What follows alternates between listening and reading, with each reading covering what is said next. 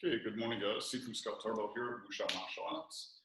Today we're going to be taking a look at a new concept, which is the idea of sensitivity training for the internal gates and the external gates. So when some pressure is coming inside versus pressure coming outside.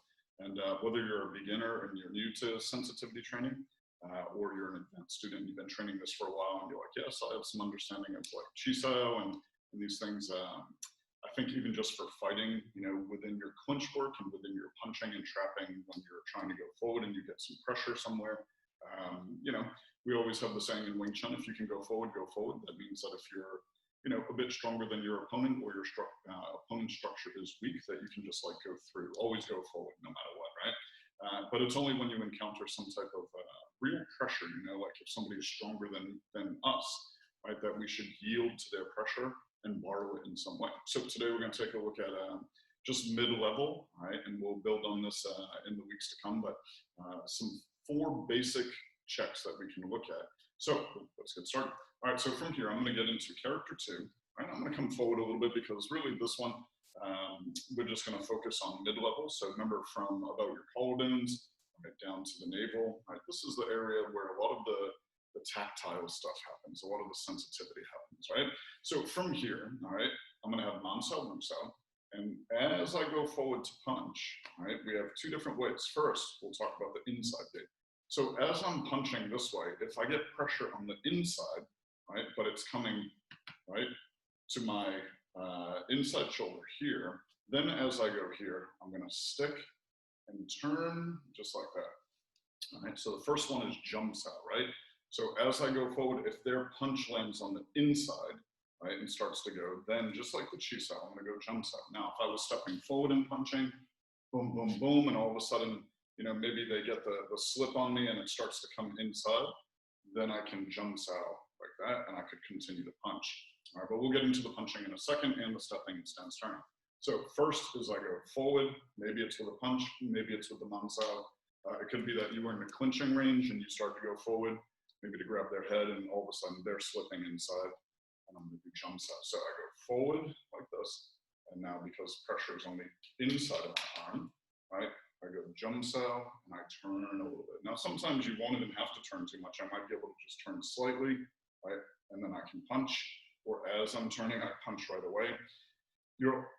Your Wing Chun has to be like water, right? And I know Bruce Lee said this, so I don't liken myself to Bruce Lee or try to like use any of his cliches, but Bruce Lee was a Wing Chun man, and he had this concept for him it meant like being able to flow in movement, but for a Wing Chun man it means something a little bit different.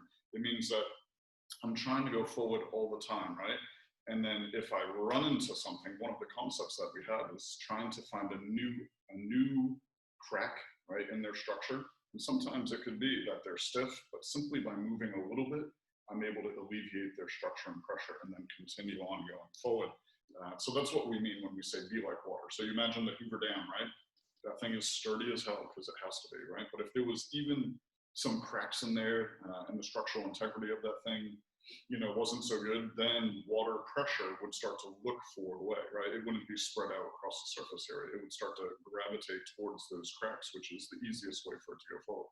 Your Wing Chun has to be like this. So as I go forward like this, maybe I get some pressure to the inside and I go Jum Sau like that, and then I could punch again. Or I can go forward, Jum Sau, and once I have the new angle, then I can punch right here. All right, so we'll get more into that. Let's take a look at the next one. All right, so the next one here is that as I go forward, maybe it's with a punch or maybe with the Jum Sau, it could be in the clinch range, right? Is that I get pressure on the inside, but this time instead of coming more towards my logo, where I would stick and follow, it starts to push my arm out, right? So sometimes people will come in and they'll try to like move your arm out so they can grab or do something like that or hit you, or they'll just freak out and push your arm to the side like this, right? Wing Chun always wants to maintain the center line, right? So I know some people say, well, if they're pushing your arm out, why wouldn't you just hit them? Right? Well, the idea is even if I hit them, right, my arm is still out here. So for a Wing Chun person, we always want to get back onto the center line, right? That's where we're safest. That's where we're, kind of experts in our area, right? Like Jiu-Jitsu, expert on the ground, wrestling in the clinch, all that stuff. For Wing Chun, we're experts at the center line. So we always want to be able to come back to the center line. So as I go forward this way with the punch, right, or the Jum Jum Sau. His hand comes inside, but now it starts to push my arm out. So I'm gonna go into Bong Sau, but now I turn my body this way. We call this a Cow Sau, all right? So Cow Sau, right, when I go here, is like Bong Sau. I call it the reverse Bong Sau. Yeah, so it goes this way, like that, right? So the structure is very similar to the Bong Sau this way, right? But it goes to the side here. So as I go forward, I get pressure pushing my arm to the outside. So I just let the elbow collapse, and then I turn. All right, so two methods here. One, I go forward and there's pressure on the inside and I stick, right? Two, I go forward, there's pressure on the inside, but it's pushing my arm to the outside. And I stick and turn. Yeah. So in the beginning, I would say, it's best if you guys train from a good character two, right, like this. And we go Man Sau, Wu Sau, and you go forward, right? And then you go Jum Sau if the pressure is inside. Then I can come back and I go forward with the Man Sau. And now I get pressure on the inside of my arm because the punch is coming in, maybe pushes out, right? And I turn and I shift this way with the Cow Sau, just like that. So forward, inside pressure to my left, I go Jum Sau, sinking them, right? I go here, forward pressure, and it goes to the right, right? If I have my right hand forward, it goes to the right. I go right Cow Sau and turn.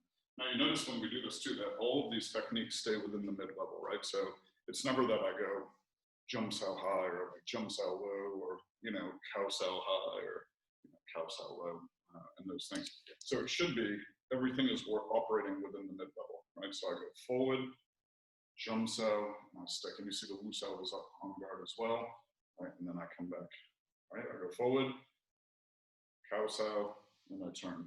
And the same thing, I got good Junma, I'm sinking my weight on the back leg, and the Wu Sau is up, one hand away, never too close. So again, this is dealing with pressure coming to the inside, right? So if my right hand is forward, right, we go here, and then if pressure comes to the inside left, I go Jum Sau. Pressure comes to the inside right, I go Cow Sau. Let's take a look at it from this way. So I go forward with my right hand, right? And now pressure comes to the inside, to my left, to where my logo is. I go Jum Sau. Right? I go forward, pressure comes to the outside, to the right. Right? I turn into the Bong Sau, and then I switch into a Cow Sau. And one more time. So right hand is forward, forward, right? Inside pressure to the left, Jum Sau. Forward, inside pressure to the right, Cow Sau. Okay, so now that we have those two concepts, this week we just focus on the inside. Next week we'll take a look at all the things that we can do if it's outside. And so from here, now, if I set up character two, right, and I step forward, and I'm gonna punch with the front hand here today, right? But it doesn't matter. Beginners, you could try punching off the back hand, right? If you're a little more advanced, you could try punching off the front hand. A good Jinbo, getting this footwork in, yeah. So I'm gonna choose to go off the front hand here. So I go like that. And now, maybe I get some pressure on the inside, but I can't stay here because my stance isn't too good. So there's a time, right, that I'm gonna step back like that. You see that? So from here, I went forward, and then I got some pressure, so I stepped back. And I let that foot come with me a little bit. Now, this is a very realistic scenario, is that you're trying to go forward, and you're very soft, right? You're trying to have good transitional flow with your structure. But sometimes the guy just like plows into you. So as you go forward, you're like, whoa, and you have to go back and sink that weight. So for the footwork, I go forward with Jinbo, and then I go back on the angle, like I'm going back to character two, right? But instead of turning the foot to go to character two, I just bring it back on the same line. So if you had one line, you want your feet ending up on that line, right, with the line running through the middle. So from here, I go forward, and then back. And you can see the foot follows the other foot, right? So I go here, forward, and then the front foot goes back first. And now the back foot, which becomes the front foot, drags with it.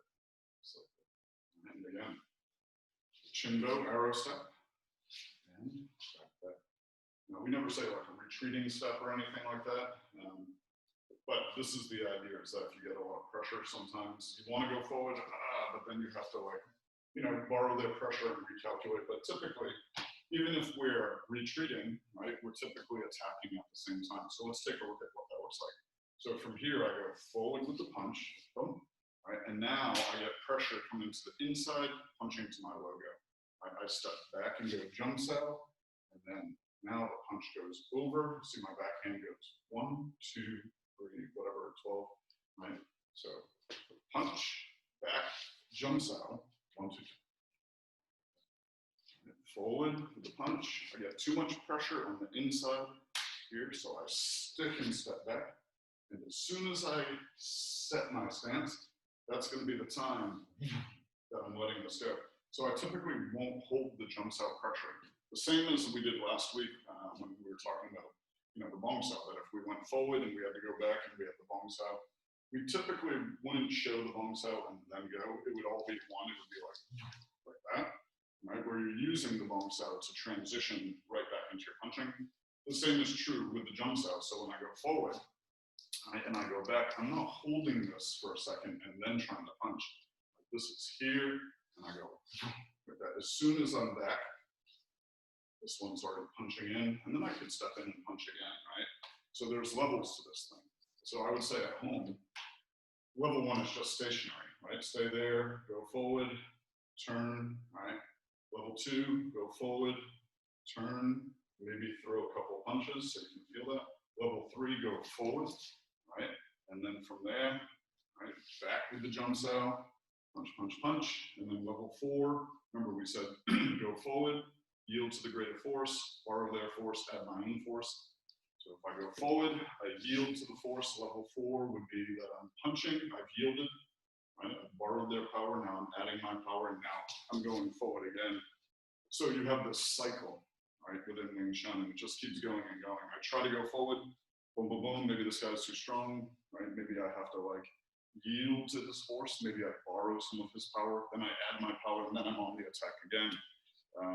A lot of people think Wing Chun is just go forward, go forward, go forward the whole time. But if you've ever done any real sparring, and I know a lot of the students here at Wuxia have, you know that that's not often the case, that you can continue to just go forward. There's going to be times that you have to yield to force and actually, go back a little bit and reset and then go forward again, or go back and reset and then go forward again, and all of this. And I always think that's a safe way, because if you think you're just going to continue to go forward no matter what, you better knock that guy out in about 3 seconds, because if you don't, nobody is perfect and nobody is, some supreme master that you're going to block everything or whatever. Some dudes can take some licks, you can hit them and they keep coming. And, so sometimes you're going to have to go in and pop, pop, pop, and then maybe retreat a little bit and then pop, pop, pop, and then boom, boom, boom, boom, and then continue to borrow their force, right? So you never want to match force with force, and sometimes people's idea of going forward is matching force with force, that I can just blitz you and continue to go in and overwhelm you with my Wing Chun chain punches or whatever. And sometimes that's the case, but sometimes it's not. So remember, if they're stronger than you, you have to yield to the force. Doesn't mean that you continue to go forward stubbornly and arrogantly.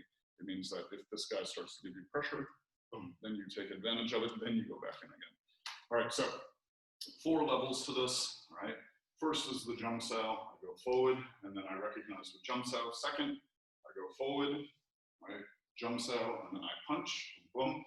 Third is now I step in like this, right? And I go back, Jum Sau, and I punch, right? And then fourth is I go forward, I go back with Jum Sau and punch, and then I step in again, right? And you could actually make this a little drill if you want, a little cycle. Right, where I go back with the Jum Sau, I punch like that, then I'm back with the Jum Sau, boom, right?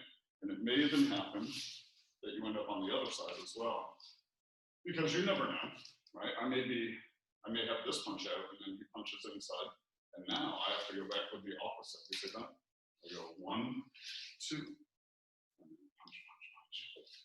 Right, so I go here, 1, 2, maybe the same side going back. Right.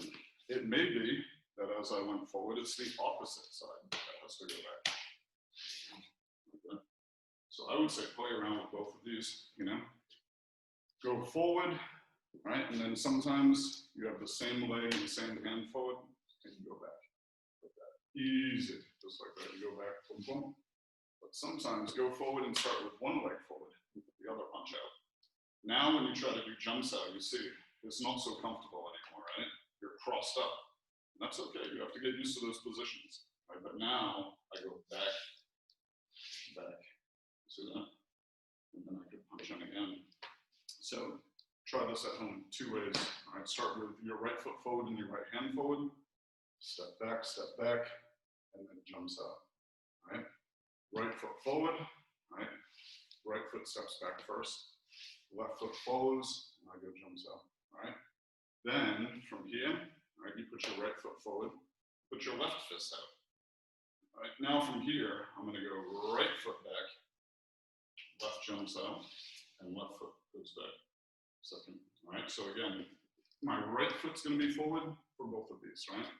So left hand is forward. If I get pressure, obviously my left leg is already back. I don't want to try to like continue to go back with it. Right, so I go right foot back, and then I turn to Jum Sau. Right, so right foot is forward, left hand is forward. I go right foot back, left foot back. Right, now, right foot is forward, right hand is forward. I go right foot back, left foot back, and Jum Sau. All right, so that's the next level. Right, is if you can take this, and I would just start stationary like that. Right, put your fist forward, right fist, right foot. And to keep it simple, just keep your right foot forward the whole time. Right? So right foot is forward, right hand is forward. Imagine you're getting the pressure inside, and you go, see that? So my right foot goes back, 1, 2. Right? And again, right foot is forward, right fist is forward. I get pressure to the inside. So I go right foot, left foot, Jum Sau. Now, right foot is forward, left hand is forward. Right? From here, I get pressure to the inside, right, like that. I'm going to go right foot back, left foot back, and I go left Jum Sau. Again, right foot forward, left fist forward. Right? From here, I get pressure to the inside of my forearm. I go right foot back, left foot back, Jum Sau. All right? All right, guys, so that is a lot of information on how to use the Jum Sau. All right, so this is only one of the 4 middle gates that we're going to be taking a look at. We gave you a little preview of the Khao Sau, and we'll be talking about how to use the Khao Sau next week. Khao Sau is a fascinating tool in Wing Chun to use, often underlooked tool that a lot of people don't pay a lot of attention to, but it's a very powerful technique. So today, just try to practice from character 2, Man Sau, Wu Sau, right? Stationary is level 1. I go forward, I go Jum Sau, right? Level 2, I go forward, I go Jum Sau, and I add a couple of punches, like that. Now, level 3 is I step in, either with Man Sau, right? For the punches, level 3, I step in, I step back, right? Just like that. But I haven't punched yet. Yeah? Now watch. From here, I step in, right? Step back, foot follows, now punch. So do the dim dim chain, right? All points clear. So I go 1, 2, 3, 4, whatever, right? But eventually we get rid of the dim dim chain and you just go. So here, like that. Level 4 is I step in, I yield to the greater force, and then I step in again. Right? And then for the stationary practice, I would have you guys go right foot forward, right here, right with your right punch, right? And then from here, you get pressure inside and you go right, left, right? Then I go left hand forward, right foot is still forward, pressure comes inside, and I go right, left, like that, right? So right foot back, left foot back. Right? Then, of course, the next level after that is to add the punches and everything. So if I started here with the right foot and the right fist, right, I go back, and then I step in, right? If I start with the right foot forward and the left fist forward, I step back, like that, right? And then I go in, boom. And then I would say the culminating activity is that you guys try to go from character 2, step in, and just chain punch, and then all of a sudden, like one hand is forward, you go back, and then you go back in, right? And you don't even think anymore about what foot is forward, right? You just go. So sometimes it may be the same side, foot and fist. Right? Sometimes it may be the opposite side, foot and fist. Fist and foot, yeah. All right. Just like that. Okay, so that is a look at how to use the Jum Sau to diffuse any type of pressure that is coming inside the body this way. All right, next week, we'll break this up into like a 4-part series. Next week, what we'll do is we'll take a look at, well, what happens when the pressure comes out. We talked a little bit today, but Kau Sau is definitely a whole nother lecture for another time. But we'll dig into that next week and analyze, well, what happens when the guy tries to push my arm out like that, or maybe I started to do the Jum Sau and then he like pushes and I have to switch right away. So we'll be taking a look at that. So as always, guys, you know, attending class is always your best bet, but if you are unable, make sure you try to do these solo drills. And even if you're attending class, try to do some of these solo drills. It's good to work your muscle memory and always sharpen up your skills. So without further ado, it is 8:25 in the morning here on Saturday, and we're going to get ready to rock this day and have some fun and some good classes. So new schedule is out. Make sure you all check that out. Wing Chun classes are going to be a little bit longer. And we'll be adding some practical Wing Chun stuff in there as well. A little bit of ground defense stuff, a little bit of like clinch defense stuff, sometimes a little bit of sparring here and there, nice and light, you know, Wing Chun style sparring with MMA gloves. So we'll have all this stuff going on as we move into the fall, and I hope you have a wonderful weekend. All right, so cheers. All right, have a great weekend, guys.